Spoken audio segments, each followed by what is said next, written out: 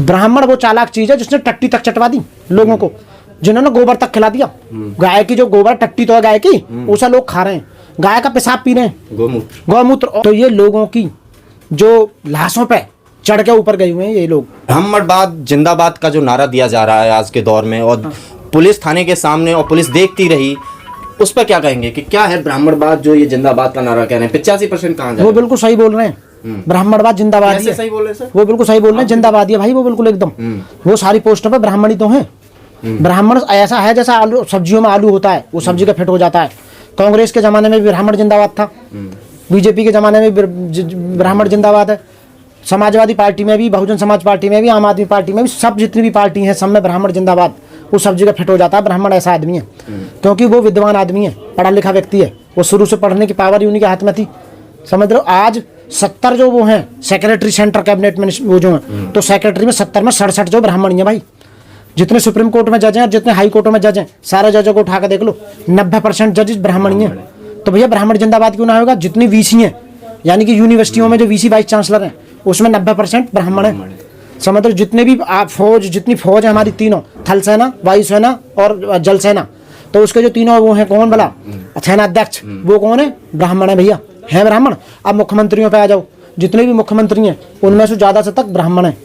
और उसके बाद में जितनी भी पार्टियां हैं, उन पार्टियों में जो मेन सीटों पे हैं वो सब ब्राह्मण हैं। तो ब्राह्मण जिंदाबाद क्यों ना होगा भैया? और उसके बाद जन्म से लेकर मृत्यु तक उनका हुक्म चलता है, जो उन्होंने बोल दिया कि तेरे बाप को कहाँ पहुंचाएंगे? स्वर्ग में पहुंचाएंगे। एक गाय 1 बीघा जमीन देते तो तुम दोगे, बच्चे पड़े रहो। उन्होंने कह दी कि ऐसे करना है, ऐसे ही करोगे। मरने से लेकर और जिंदे से लेकर मरने तक जितनी भी पॉलिसीज है वो सब ब्राह्मणों के द्वारा बनाई गई हैं। मरने के 20 साल भी पीछा नहीं छोड़ता है ब्राह्मण। आपके पूर्वजों को वहाँ जो ना फ्लैट काट रखे हैं ऊपर स्वर्ग में, प्लॉट, कोठी और फार्म हाउस बना रखे हैं, तुम्हारे पूर्वजों के लिए इतना पैसा दे दे, वहाँ पहुँचा देंगे, क्योंकि वहाँ वो ब्राह्मण ही जा सकता है। तो भैया ब्राह्मण जिंदाबाद क्यों नहीं होगा? जितने भी राज्यपाल है ना सारे, वो कौन है? ब्राह्मण। तो ब्राह्मण जिंदाबाद, तो ब्राह्मण है ही जिंदाबाद भैया। कब्जा पूरे देश में ब्राह्मण होगा, तो फिर तो वो जिंदाबाद कैसे नहीं होंगे? और सुनो, अभी यूजीसी पे जो लफड़ा करा किसने करा? ब्राह्मण ने करा। तो ब्राह्मण तो मैन हो चुका है इस देश में। ब्राह्मण वो वायरस है भाई, जहाँ घुस गया ना पूरा समेट देगा सब कुछ। 85% के बीच में घुसा। और उसके बाद में देख लो कई लाख मंदिर है भारत के अंदर। 10 लाख का तो बहुत पहले था। वो 10 लाख के जो पुजारी हैं वो कौन है? ब्राह्मण। और मंदिर पता है ATM है, उसमें आप पैसे डाल सकते हो, सब उसमें जमा कर सकते हैं। जो मंदिर है उन मंदिरों की जो ATM मशीनें हैं उनमें पैसे जमा कर लेकर निकालने की पावर किसको है? ब्राह्मण। पूजा पाठ से लेकर और लास्ट तक क्या करने की किसकी पावर है? ब्राह्मण। तो ब्राह्मण जिंदाबाद क्यों नहीं होगा भाई? अरे मूर्ख हो तुम। 85% जो लोग हो, एक नंदकिशोर गुर्जर है OBC का आदमी, कैसा जन विधायक बना दिया यहाँ अभी गाजियाबाद से। वो कह रहा हमारे बाप ब्राह्मण, दलितों के बाप ब्राह्मण, पंडितों के बाप, उनके ठाकुरों के भी बाप ब्राह्मण और OBC के भी ब्राह्मण। भैया तेरा होगा ब्राह्मण बाप, हमारे क्यों? हमारा बाप तो बाबा साहब भीमराव अम्बेडकर है भैया, हम क्यों मान लेंगे ब्राह्मणों को अपना बाप? तो ये भी लोगों को ये नहीं पता, लालच में इतने अंधे हो गए हैं। टुकड़े ऐसे फेंक रही है बीजेपी इन लोगों के सामने, उन टुकड़े ने चाट के सबको बाप बना रहे हैं। समझ लो ब्राह्मण वो चालाक चीज है जिसने टट्टी तक चटवा दी लोगों को, जिन्होंने गोबर तक खिला दिया। गाय की जो गोबर टट्टी तो है गाय की, उसे लोग खा रहे हैं, गाय का पेशाब पी रहे हैं, गौमूत्र। और सुनो, बूढ़ा बाबू पुजवाते हैं। क्या होता है वो पूरे गांव का जो यार जोहड़ में जो गंदा पानी, टट्टी वट्टी, मूत मल जो जाते हैं उसमें मुंह धुलवाते हैं बूढ़ा बाबू के नाम पे। तो वह उसमें भी नहला दिया तुम्हें ब्राह्मणों ने। ये किसने करा? तो ब्राह्मण चालाक कैसे नहीं है भाई? लेकिन ब्राह्मण नहीं नहाएगा उसमें। ब्राह्मण क्यों नहाएगा? ब्राह्मण तो स्वच्छ आदमी है, पढ़ा लिखा, ज्ञानी है, बुद्धिमान है। वो तुम्हारी तरह पागल थोड़ी है वो लोगों की तरह। वो तो दूसरों को नहलाता है। समझ रहे हो? तो इसलिए ब्राह्मण बहुत चालाक लोग हैं। जहां ब्राह्मण पहुंच गया सुपड़ा साहब है, उसका एक ही एंटीडोट है, वो है डॉक्टर भीमराव अंबेडकर। बाबा साहब ने ये कहा था 14 अक्टूबर 1956 को कि हिंदू धर्म को छोड़ दो और बौद्ध धर्म को अपनाओ। आप यदि बौद्ध धर्म को आपने अपना लिया, जो रास्ता ही बदल दिया आपने, तो सब कुछ खत्म हो जाएगा। छुटकारा कैसे मिलेगा? जैसे हमें मिला हुआ है।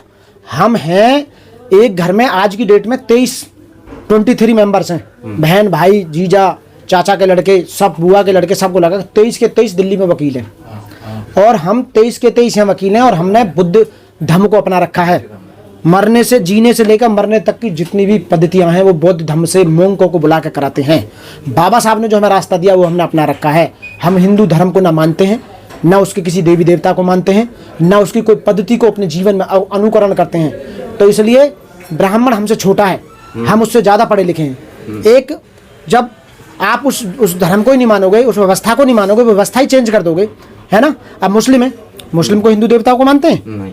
बताओ, क्रिश्चियन है उनको मानते हैं, जैन ही है मानते हैं, बौद्धिस्ट हैं उनको मानते हैं, और एक बाह्य धर्म है उनको नहीं मानते, और एक नास्तिक भी है इस दुनिया में। कितने करोड़ लोग हैं जो किसी को नहीं मानते।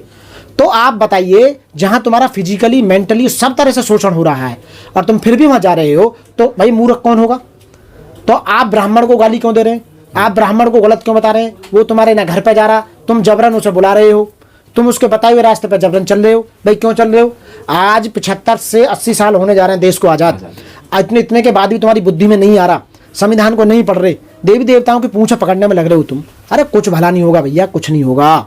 पत्थर पूजने से कुछ नहीं होगा, तुम सोच रहे हो। घी दूध बहाने से कुछ नहीं होगा। जितने जागरण कराने खूब करा लो, नगर कोट ज्वाला जी खूब चले जाओ, कुछ भी नहीं हो सकता। बनना पड़ेगा हमारी तरह, जैसे हमने बौद्ध धर्म को अपना रखा। हम किसी को नहीं मानते बौद्ध धर्म, केवल लॉर्ड बुद्धा को मानते हैं बस। और किसी को ना कोई त्यौहार मनाते हम, ना किसी मंदिर में तो हम कभी गए नहीं आज तक। किसी देवी देवता के सामने सर नहीं झुकाया, क्योंकि वो कुछ है ही नहीं, नथिंग है, कुछ नहीं है भाई। तो मैं ये कह रहा हूँ, यदि आपको कुछ करना है तो बाबा साहब और भगवान बुद्ध ने जो रास्ता बताया है उसको अपनाइए। यूजीसी की आड़ में देश को जो बेचने का काम किया गया, उसके पीछे जनता नहीं जा रही। यूजीसी कर रहे। शोषण तो आज से थोड़ी हो रहा, शोषण तो 3000 साल से हो रहा है। ये तो तुम्हें पागल बनाने के लिए, देश को बेचने के लिए ट्रेड डील जो की गई थी डोनाल्ड ट्रंप के पास में, और जो एप्सिन फाइल जो थी खुली है उसको दबाने के लिए विदेशों में बहुत तगड़े शोर शराबे हो रहे हैं। उनको तो लेके आते नहीं हो आप। जनसंख्या बढ़ रही है उसको लेके नहीं आते आप, महंगाई बढ़ रही है उसको लेके नहीं आते, रोजगार खत्म होगा उसको लेके आते नहीं आप इतने, मतलब किसी लड़की का रेप हो जाता है उसको लेके आते नहीं आप उसके पीछे पड़ रहे हो। यूजीसी अरे यूजीसी तो एक दिन में खत्म कर देगी सरकार चाहे तो। ये तो तुम्हें उसकी आड़ में ट्रेड डील को करिया है, वहां जाके सब कुछ खत्म कर दिया। आप देखो ना, आप टैरिफ लग चुका है। अब रसिया जो रूस था आपका दोस्त, वो दुश्मन हो जाएगा। वहां से तेल लेना बंद कर दिया। पढ़े लिखे होगे तो समझो कोई भी निकाला भैंस के फूफा हो, कुछ आता जाता है नहीं, जैसे भैंस और भैंसा टक्कर मारते रहे ना, मूर्ख कतई ऐसे हो चुके हो। यूजीसी का एक मोहरा बना दिया है सरकार, बस कुछ नहीं है यूजीसी में। क्या यूजीसी बताओ। उसके लिए ऑलरेडी भारत के संविधान में बाबा साहब ने आर्टिकल 15 और 16 दे रखा है। किसी भी व्यक्ति का, किसी भी नागरिक का उसके धर्म के आधार पर, जाति के आधार पर, लिंग के आधार पर, वेशभूषा के आधार पर उसका शोषण नहीं करा जाएगा कहीं भी। वो पहले से संविधान में था। आप बताइए, SC/ST एक्ट ऑलरेडी पहले ही लगा हुआ है। फिर तो उसके पीछे इतनी पढ़ने की क्या जरूरत है? मेन चीज है उनकी तो मांग कर नहीं रहे हो आप, जो होनी चाहिए। शिक्षा फ्री होनी चाहिए, 1 नेशन 1 एजुकेशन होनी चाहिए, उसके पीछे नहीं भाग रहे आप। हर आदमी को रोजगार मिलना चाहिए, उसके पीछे नहीं भाग रहे। आपके अधिकारों को कुचला जा रहा है। आपको पूरी तरह से इन्होंने पागल बना दिया है। आपको कुछ पता नहीं है। आपके 1 लाख से ज्यादा स्कूल बंद कर दिए गए। यूपी में 90,000 स्कूल बंद कर दिए और 27,000 ठेके, गली गली में ठेके खोल दिए गए। और ऐसे बढ़िया बनाए हुए सारी बोतलें ऐसा रखी रहती है चमचमाती हुई, और घर बेच बेच के, किडनी बेच बेच के, खून बेच बेच के दारू पिए जाओ। अपने बच्चों की हत्या कर करके दारू पिए जाओ। एक प्लॉट बेच बेच का खूब पियो, जितनी पीनी है, बर्बाद हो जाओ जितने तुम। वो चाहते हैं तुम्हारे सबसे ज्यादा ठेके दलितों और ओबीसी के घरों के सामने खोले गए। आप बताइए, जितने भी इंक्लेव हैं दिल्ली के अंदर, एक भी इंक्लेव के अंदर ठेका हो तो बता दो मेरे को, एक के भी हो बताओ। मैं पॉश का जो कॉलोनी है वहाँ तक तुम झांकते भी नहीं हो। जहाँ तुम झाड़ू पोछा बर्तन करने जाते हो, जहाँ साफ सफाई करने जाते हो, वहाँ ठेका देखा है? वहाँ तुमने बढ़िया बढ़िया कॉन्वेंट स्कूल देखे होंगे उनके यहाँ, समझ रहे हो ना। तो मैं कहने को बात बहुत है, समझाते समझाते मैं तो खुद ही मतलब बहुत दिन से ऐसा मन करता है कि कोई मेरे को इन्हें समझाने वाला मिल जाए। अब ये सोच रहे हैं कि कोई ऊपर से ऐसे दिव्य आत्मा आएगी, ऐसी कोई दिव्य आत्मा नहीं आएगी। भगवान बुद्ध ने कहा था, अपोपो दीपो भव, अपने दीपक स्वयं बनो, अपनी बुद्धि को उजागर करो। फ्रस्ट्रेशन में जो तुम्हारे मुरझे हुए चेहरे हैं ना, तुम्हें तो अपनी माँ की कोख में ही मर जाना चाहिए थे। बाबा साहब ने कहा था। बाबा साहब ने कहा था कि अपनी हाथ पर रखकर रोटी खा लेना, थाली भी बेच देना बच्चों को पढ़ाने के लिए। एक काम तुम पर वो तो हो नहीं रहा। बच्चों को तो इंग्लिश मीडियम स्कूल में पढ़ा नहीं रहे बिल्कुल भी। आप शाम को 500 रुपये की दारू पी लेते हो, 800 रुपये की झाड़ी कर लेते हो, बस खत्म कहानी। बीवी बच्चों को, बहन बेटियों को गाली दे लेते हो घर में आके, बस खत्म। तुम्हें ये नहीं पता तुम्हारी बहन बेटी कहाँ जा रही है, तुम्हें ये नहीं पता तुम्हारे बच्चे जा रहे हैं स्कूल नहीं जा रहे, है ना। गाली देते हो पंडितों को, गाली देते हो व्यवस्था को। अरे उस व्यवस्था को, आप उस व्यवस्था में रहते ही क्यों हो? उस धर्म को और व्यवस्था से निकलने का रास्ता जब दिया है हमारे बुजुर्गों ने, हमारे कितने महान विचारक हुए, इतने सोशल एक्टिविस्ट हुए, और जो आज भी कई हजार लोग समाज में काम कर रहे हैं, उन लोगों की जो मौत जो करवा रहे हो ना, तुम जैसे लोग करवा रहे हो। जो लोग जो आज जो मारे जा रहे हैं उन पे FIR, जो तुम्हारे बदले की लड़ाई, तुम्हारे हिस्से की लड़ाई जो लड़ रहा है वो सोशल एक्टिविस्ट, वो पढ़ा लिखा व्यक्ति तुम्हें समझाने की बात कर रहा है, उसके ऊपर यदि FIR हो रही है, उसके साथ मारपीट हो रही है, उसे जेल भेजा जा रहा है, उसका मर्डर हो रहा है, तो उसके रेस्पॉन्सिबल आप लोग हो, क्योंकि आप जागरूक नहीं हो पा रहे हो। तो इसलिए कहने के लिए बातें बहुत हैं साथियों। ये ओबीसी जितना भी वर्ग है, ये जो बीजेपी को और आरएसएस को सपोर्ट कर रहा है वो गलत कर रहा है। अपने इतिहास को जानो, तुम्हारे पूर्वजों को दफन करके ये ऊपर आए हुए हैं, समझ लो। पढ़ो अपना इतिहास। जितने ओबीसी, खासकर गुजरों की बात कर रहा हूँ, खासकर जाटों के बारे में बात कर रहा हूँ, यादवों के बारे में बात कर रहा हूँ, मालियों के बारे में बात करता हूँ, सैनी समाज के बारे में बात करता हूँ। ये सैनी जितने भी लोग हैं ये नहीं जानते ज्योतिराव फूले कौन थे, उनकी जो वाइफ थी वो कौन थी, पहली टीचर जो थी वो माता सावित्रीबाई फूले, उनके बारे में नहीं जानते हो आप। ये गुजर जितने भी हैं ये जानते नहीं अपने पूर्वजों के बारे में, जानते ही नहीं है कि उनके राजा कौन कौन हुए थे। चमर वंश, चमारों के बारे में कह रहा हूँ, चमर वंश जो यहाँ का सबसे शक्तिशाली राजा हुए थे, वो चमर वंश के बारे में चमार नहीं जानते। ये जितने भी जाट, चमार, वाल्मीकि ये लगा रखा है, आपस में तुम्हें बांट रखा है, जातियों में बांट रखा है। तो जब तुम जातियों में बैठे रहोगे तो दूसरे चंद लोग कब्जा करेंगे। एक अंग्रेज ने ये कहा था, हम 3000 लोग थे मात्र जब आए थे, 3000 लोग, यहाँ 30 करोड़ लोग थे। 30 करोड़ लोग एक चांटा भी मारते तो 3000 तो दफन हो जाते, वो फिर भी राज करके गए ना। तो ऐसे ही यहाँ से अंग्रेज चले गए। अंग्रेजों के बाद में जो राज कर रहे हैं आज की डेट में, ये अंग्रेजों की जगह से इन्होंने ले रहे, उनसे भी खतरनाक लोग हैं ये। तो इनको ये हटाना है तो तुम्हें पढ़ना होगा और फिर उसके बाद लड़ना होगा। तो साथियों यूजीसी बहाना है, यूजीसी की आड़ में देश को बिल्कुल नीलाम कर दिया है साथियों। आप समझो, जागरूक बनो और अपने बेटियों को, अपने बच्चों को इन लोगों से बचा कर रखो। मैं ये लास्ट में ये कहना चाहूँगा, जितने भी नेता हैं, खासकर मंत्री, एमएलए, एमपी और जितने भी ब्यूरोक्रेट्स हैं, जिसमें आईएएस, आईपीएस, सेक्रेटरीज और जितने भी जजेज हैं, इनके बच्चे क्यों नहीं जाते एजुटेशन में? उनके बच्चे जितने भी मैंने नाम लिए हैं, उनके बच्चे कावड़ लेने क्यों नहीं जाते? उनके बच्चे बजरंग दल में क्यों नहीं जाते? उनके बच्चे आरएसएस में क्यों नहीं वो लेके आते कहीं भी कुछ भी? या उनके बच्चे कोई देवी देवता मंदिरों पर क्यों नहीं जाते? उनके पास टाइम नहीं है, वो विदेशों में कॉन्वेंट स्कूलों में पढ़ रहे हैं भैया। वो उनके बच्चे आडवाणी ने जो स्कूल खोल रखा उन्होंने पढ़ा। तुम्हारे तरह थोड़ी है, तुम तक कीचड़ के गंदी नाली के कीड़े समझ रखे उन्होंने। तुम्हारे लिए कुछ नहीं है, तुम्हारा सब कुछ लूट लिया। जब तक तुम ऐसे ही करते रहोगे देश ऐसे ही चलता रहेगा, कुछ नहीं होगा। तुम थाने के सामने गाली गलौज कर रहे हैं कि भाई गद्दारों को गोली मारो, ये गाली गलौज कर रहे हैं सब कुछ, तो इसके पीछे भी किसका हाथ है? तो मैं टोटली इसके ऊपर रेस्पॉन्सिबल है सरकार को पूरी पावर है। सरकार अपनी पावर का मिसयूज कर रही है, तो सरकार ये करा रही है जानबूझ के। जो अंग्रेज थे वो इस देश से चले गए, उनका एक पॉलिसी थी डिवाइड एंड रूल। तो अब बीजेपी की जो सरकार है जो चल रही है, इनकी डिवाइड एंड रूल नहीं है, इनके डिवाइड एंड डिस्ट्रॉय।